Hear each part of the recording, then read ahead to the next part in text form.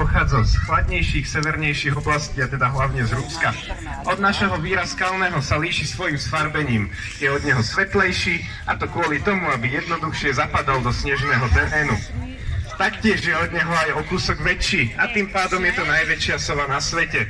Vďaka tomuto vie loviť aj pomerne veľkú korisť, a teda jeho bežnou korisťou bývajú lasice, kuny alebo ješkovia, aj keď dokáže uloviť aj takú polárnu líšku. Ďalšia sova, ktorú tu dnes máme, je vír africký, ktorý teda práve teraz prilieta kolegovi na ruku. Vír africký zo všetkých vírov úplne najmenší, pochádza zo strednej Afriky, teda hlavne z okolia rovníka, no a je to jedna z denných sov, to znamená, že lieta a loví hlavne cez deň. Jej korisťou bývajú obojživelníky a plazy, s tým, že najväčšiu zložku jej potravy tvoria žaby. No a keby sa teraz do letu našich sov započúvate, a teda či vôbec budete niečo počuť, a ja si teda na chvíľu vypínam mikrofón.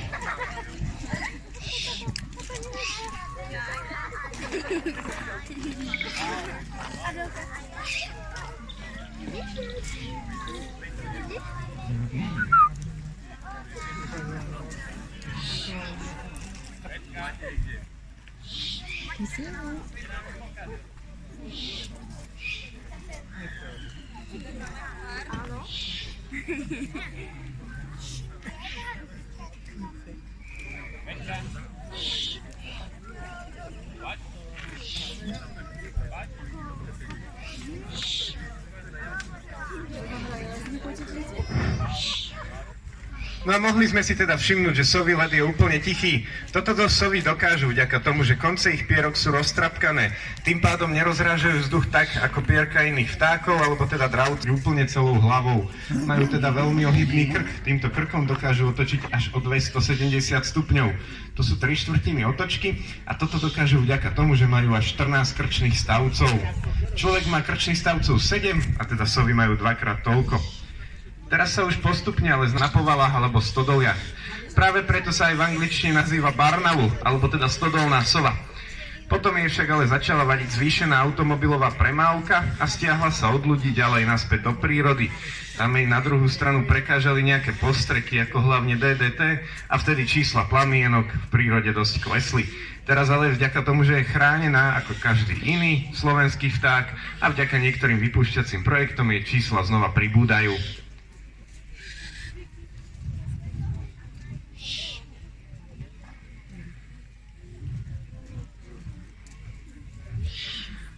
No a plamienka... Teraz sa už ale zlúčime aj s našou Betkou, no a ešte nám tu na chvíľu zostane Alf. Alf je ešte tohtoročné mláďa, to si môžeme všimnúť podľa toho, že má páperie na vrchu hlavy a na bruchu. Keď mu toto páperie zmizne, tak sa mu hore na hlave ukážu také ušká. Tieto jeho ušká sú však ale iba čisto na okrasu a jeho skutočné uši sú hlboko pod perím na boko hlavy. Zaujímavou vlastnosťou sových uší je to, že sú položené asymetricky, a teda jedno ucho je vyššie ako druhé. Vďaka tomuto trvá zvuku dlhšie dostať sa do jedného ucha ako do toho druhého, no a sovy majú priestorové počutie. To znamená, že vedia presne lokalizovať, skade prichádza zvuk, a to dokonca aj v hustej pokrievke snehu, alebo napríklad lístia. Alf. Na sovy majú ešte jednu, ako keby tak malé hlodavce alebo drobné vtáčiky.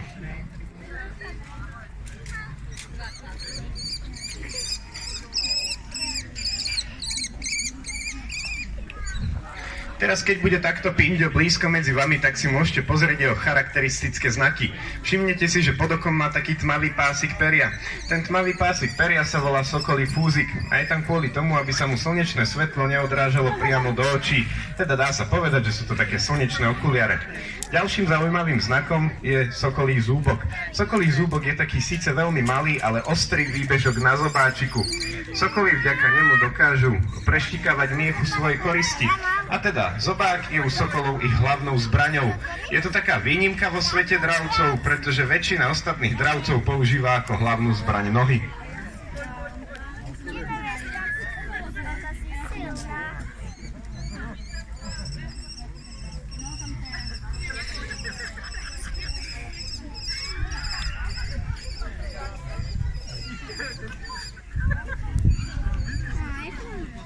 Teraz Teraz keď si pozrieme, ako Pinďo lieta, tak si môžeme všimnúť, že jeho krídla sú veľmi dlhé, úzke a ostro kosákovito zakončené. Takéto krídla majú všetky sokoly a to kvôli tomu, aby sa im jednoduchšie krúžilo. Taktiež si môžeme všimnúť jeho sfarbenie. A teda hlavu aj krídla má také modrasté. Podľa tohto vieme povedať, že je to samček. Sokol pestrý má totižto ako jeden z mála druhov dravcov farebný pohlavný dimorfizmus. Keby tu máme na ukážku samicu, tak tá by vyzerala tak, že aj hlavu, aj krídla by mala také istej farby ako chrbát a teda mala by ich oranžové.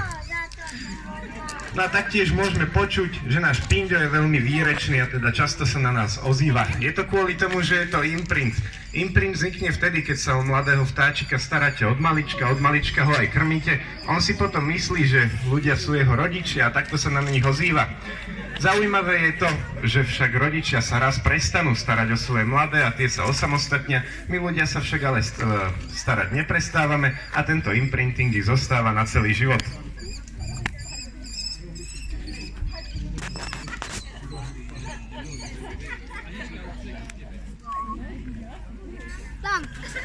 Metrov.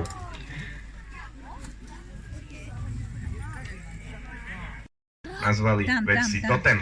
Totem je to, keď sa viacero herisov posadá samých na seba a teda podľa tej hierarchie sa zoradia. Najvyšší z nich má potom aj najlepší rozhľad a vie posúdiť, či im hrozí nejaké nebezpečenstvo alebo naopak, či majú nejakú loveckú príležitosť. Tak má tak 600 až 700 gramov a z tohto vyplýva, že samice sú väčšie a to približne o tretinu. Je to tak kvôli tomu, aby samica tým, že je väčšia, tak je mohutnejšia a dokáže lepšie obrániť hniezdo, teda kde má svoje mladé.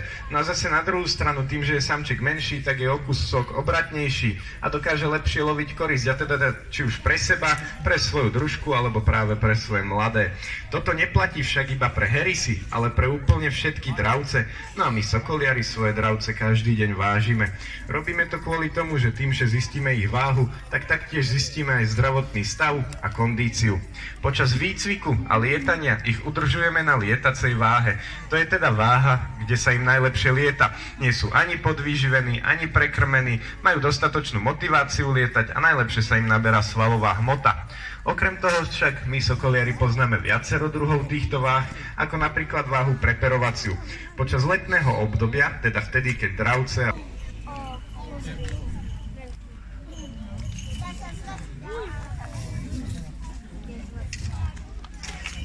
Takže toto je naša Denny. Denny je samica orliaka morského. Má približne 7 rokov, váži 4,5 kg a jej rozpätie krídel presahuje 2 metre. Orliak morský je najväčší dravec nie len u nás na Slovensku, ale aj v Európe.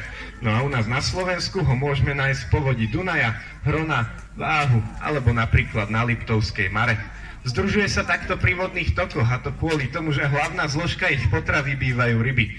Tieto ryby oni lovia priamo z vodnej hladiny a pri takomto love dokážu vyvinúť rýchlosť aj 120 km za hodinu. Okrem rýb však ale občas lovia aj inú korisť, ako napríklad vodné vtáctvo, čiže nejakú kačku a tiež sú to aj kleptoparaziti, čiže raz za čas ukradnú iným dravcom ich ťažko ulovenú potravu.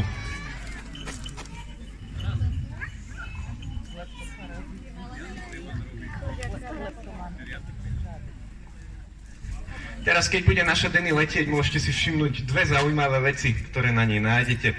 Má veľmi krátky chvost. Tento chvost je takýto krátky kvôli tomu, aby jej zbytočne nezavadzal pri love rýb, a teda aby sa im zbytočne nenamočil.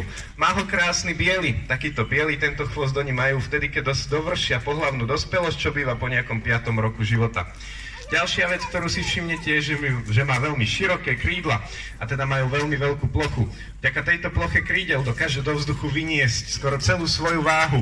No a teda váha tejto samice je 4,5 kg a ona síce váži 4,5 kg, skoro polovicu jej váhy je však, ale tvorí jej vlastné perie a na tele má až 7000 kusov peria.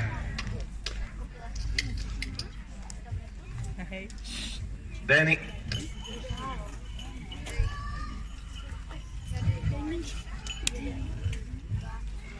No a na Slovensku máme okrem orliaka morského ešte 3 druhy orlov, a to orla skalného, kriklavého a kráľovského. Medzi orlami je také zaujímavé správanie, ktoré nazývame kainizmus. Kainizmus je to, že keď sa vyliahne mláďa, tak ono vytlačí všetkých svojich slabších súrodencov von z hniezda. Robí to kvôli tomu, aby malo čo najviac potravy a tým pádom najväčšiu šancu na prežitie. Túto orliaky sú však ale výnimka, a teda kainizmus nemajú. Práve vďaka tomu dokážu rodičia vyviesť viac ako jedno mláďa ročne von z hniezda. Danny.